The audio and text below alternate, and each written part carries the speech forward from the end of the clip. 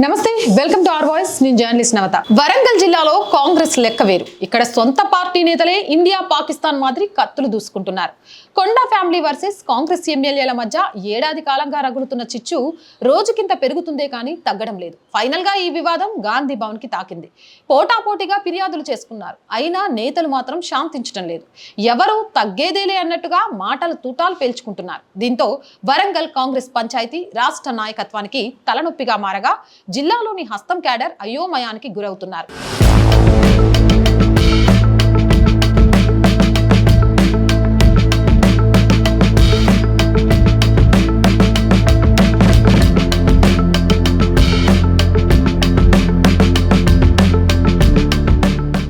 వరంగల్ కాంగ్రెస్ లో రాజుకున్న ఆధిపత్యం పంచాయతీ ఇప్పట్లో ముగిసేలాలేదట.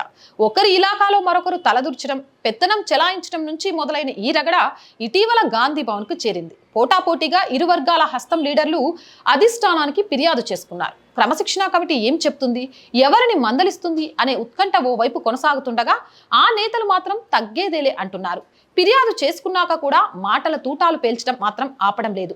విమర్శల బాణాలు సంధించుకుంటూనే ఉన్నారు. కొండా దంపతులు వర్సెస్ జిల్లాకు చెందిన మిగతా కాంగ్రెస్ ఎమ్మెల్యేలు అన్నట్టు సాగుతున్న ఈ పోరు జిల్లా పార్టీలో ప్రకంపనలు సృష్టిస్తోంది. తాజాగా మంత్రి కొండా సురేఖ కాంగ్రెస్ ఇన్ఛార్జి మీనాక్షి నటరాజన్తో భేటీ కావడం ప్రాధాన్యతను సంతరించుకుంది. ఎమ్మెల్యేలు కడియం శ్రీహరి, నాయిని రాజేందర్ రెడ్డి, రేవూరు ప్రకాష్ రెడ్డిలపై కొండా మురళి చేసిన వివాదాస్పద వ్యాఖ్యలు వరంగల్ కాంగ్రెస్ లో ఒక్కసారిగా కలకరం రేపాయి. అంతకు ముందు నుంచే వీరి మధ్య నివురుగప్పిన నిప్పులా సాగుతున్న వర్గపోరు మురళి కామెంట్ తో బగ్గుమంది. వెంటనే ప్రత్యర్థి వర్గం ఎమ్మెల్యేలంతా కొండా దంపతులకు వ్యతిరేకంగా భేటీ అయ్యారు. వరంగల్ జిల్లాలో కొండా దంపతుల తీరును అధిష్టానం దృష్టికి తీసుకెళ్లారు.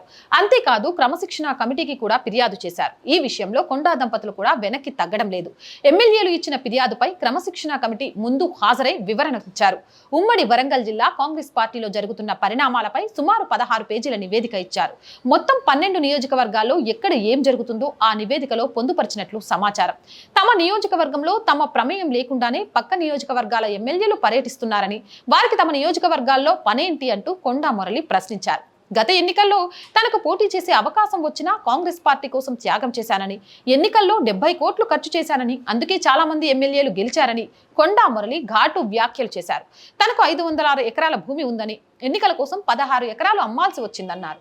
వరంగల్లో రెడ్డి సామాజిక వర్గంతో 30 ఏళ్లుగా పోరాటం చేశానని, పరకాల, భూపాలపల్లి, నర్సంపేట, పాలకుర్తి, స్టేషన్ గన్పూర్, వరంగల్ పశ్చిమ ఇలా జిల్లా అంతా గెలవడంలో తన కష్టం ఉందని కొండా మురళి గాంధీ భవన్ కి ఇచ్చిన లేఖలో ఉండడం ఇప్పుడు వరంగల్లో కాకరేపుతుందట.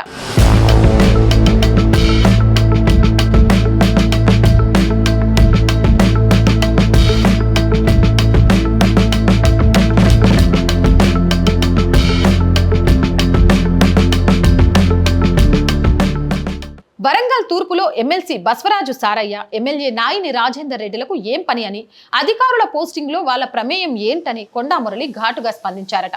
ఇక కొండా మురళి లేక ఆయన వ్యాఖ్యలపై వరంగల్ పశ్చిమ MLC Naini Rajender Reddy satiric counter ఇచ్చారు. ఎమ్మెల్యే నాయిని ఇంట్లో మరోసారి ఎమ్మెల్యేలు ప్రకాష్ రెడ్డి, కేఆర్ నాగరాజు, ఎమ్మెల్సీ సారయ్యతో పాటు డీసీసీ ప్రెసిడెంట్ ఎర్రబెల్లి స్వర్ణ భేటీ అయి మంత్రి కొండా దంపతులపై విరుచుకుపడ్డారు. మంత్రి కొండా దంపతులు మారని పార్టీ అంటూ ఏదీ లేదని, వాళ్ళ వ్యక్తిగత స్వార్థం కోసం పార్టీలు మారి ఇప్పుడేదో వరంగల్ అంటే కొండా దంపతులు అంటే వరంగల్ కాంగ్రెస్ అన్నట్టు బిల్డప్ ఇస్తున్నారని ఘాటుగా స్పందించారు ఎమ్మెల్సీ బస్వరాజు సారయ్య.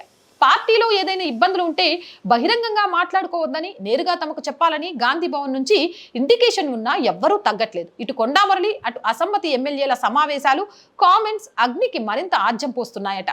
వరంగల్ కాంగ్రెస్ లో మొదలైన పంచాయతీలో పరస్పర ఆరోపణలు ఒకలా ఉంటే, కొండా మురళి ఇచ్చిన లేఖ అసమ్మతి వర్గానికి మరింత కోపం తెప్పించేలా ఉందట. ఇదిలా ఉంటే 2 రోజుల క్రితం వారి కూతురు కొండా సుష్మిత మరో వివాదానికి తెరలేపారు. పరకాల నుంచి పోటీకి సిద్ధమంటూ సోషల్ మీడియాలో పోస్ట్ చేసి పొలిటికల్ హీట్ ని ఒక్కసారిగా పెంచారు. ఈ క్రమంలో గురువారం కొండా దంపతులు రాష్ట్ర కాంగ్రెస్ ఇన్ఛార్జ్ మీనాక్షి నటరాజుని కలవడం ప్రాధాన్యత సంతరించుకుంది. తన భవిష్యత్తు ఎలా ప్లాన్ చేసుకోవాలో నిర్ణయించే అధికారం తన కూతురికి ఉందని కొండా సురేఖ వ్యాఖ్యానించారు. తన ఆలోచనను కాదనలేమని, అయితే పార్టీ ఎటువంటి నిర్ణయం తీసుకుంటుందనేది వేచి చూడాలని చెప్పారు. కాగా గత ఎన్నికల్లో పరకాల నుంచి సుష్మిత పోటీ చేయాలనుకున్నప్పటికీ అధిష్టానం ఆ టికెట్ ను రేవూరి ప్రకాష్ రెడ్డికి కేటాయించడంతో కొండా ఫ్యామిలీ అసంతృప్తికి గురైంది.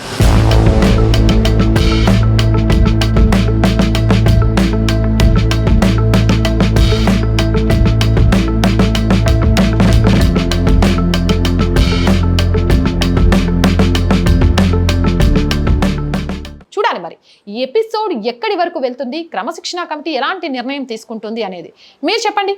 దీనిపై మీ అభిప్రాయం ఏంటి? కామెంట్ సెక్షన్లో రాసేయండి. మోర్ వీడియోస్ కోసం ఆర్ వాయిస్ ఛానల్ వెంటనే సబ్స్క్రైబ్ చేయండి. చాలా మంది వీడియోస్ చూస్తున్నారు, సబ్స్క్రైబ్ చేయడం మర్చిపోతున్నారు. Please subscribe our channel. ప్రతి సబ్స్క్రిప్షన్ మన ఆర్ వాయిస్ కుటుంబాన్ని మరింతగా పెంచుతుంది. కంటెంట్ బాగుంది అనిపిస్తే లైక్ చేయండి, షేర్ చేయండి. దానివల్ల వీడియోస్ వైరల్గా మారతాయి. ఆర్థికంగా ఆర్ వాయిస్కి చేయుతగా నిలవండి. ఆర్ వాయిస్ నడవడానికి కారణమవుతున్న మీ అందరికీ మనస్ఫూర్తిగా కృతజ్ఞతలు. అలాగే ఆర్థిక సపోర్ట్ చేస్తూ ఈ ఛానల్ ఇంకొంత ముందుకు వెళ్ళి బ్రేక్ ఈవెన్కి చేరుకునేదాకా సపోర్ట్గా నిలవండి. సపోర్ట్ చేయాలి అంటే సబ్స్క్రిప్షన్ పక్కనే జాయిన్ అనే బటన్ ఉంటుంది. 1 to 5 లెవెల్స్ ఉంటాయి. ఏదో ఒక లెవెల్లో సపోర్ట్ చేయండి. స్క్రీన్ మీద గూగుల్ పే, ఫోన్ పేతో పాటు అకౌంట్ డీటెయిల్స్ కూడా ఉంటాయి. మీకు తోచిన సహాయాన్ని అందించవచ్చు. వ్యాపార ప్రకటనల కోసం 8328500576 నెంబర్ని సంప్రదించండి. జై హింద్, జై భారత్.